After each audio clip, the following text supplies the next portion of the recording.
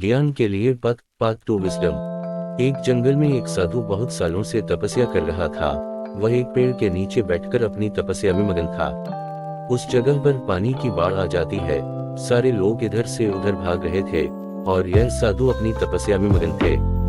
इन्हें पता नहीं था कि पानी की बाढ़ आ चुकी है। जब एक आदमी वहां से भाग रहा था तो उसने इस साधु को देखा और इन्हें सावधान किया कि पानी की बाढ़ आ चुकी है। सारे लोग यहाँ से भाग रहे हैं, आप भी यहाँ से चलो। तो उस साधु ने कहा कि तुम जाओ, मुझे भगवान बचा लेगा। कुछ देर के बाद पानी साधु के गले तक आ गया। तभी वहां से कुछ लोग नाव में बैठकर भाग रहे थे। उन्होंने जब साधु को देखा तो उनसे कहा कि आप हमारे साथ नाव में बैठ जाओ, वरना आप डूब जाएंगे। लेकिन साधु ने फिर से वही कहा कि तुम जाओ, मुझे भगवान बचा लेगा। और वह लोग भी वहां से नाव लेकर चले गए।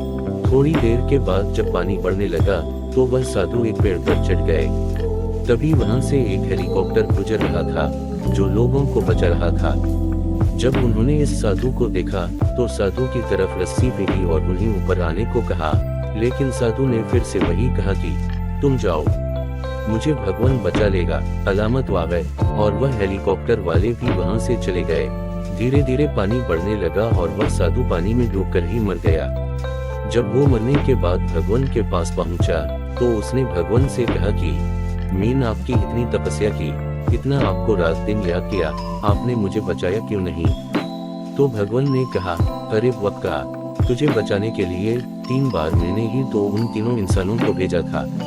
एक बार पैदल, दूसरी बार नाव लेकर और तीसरे बार हेलीकॉप्टर लेकर। इस कहानी से हमें यह सीख मिलती है कि खुदा हमेशा किसी न किसी को जरिया बनाकर भेजता है हमारी मदद करने के लिए।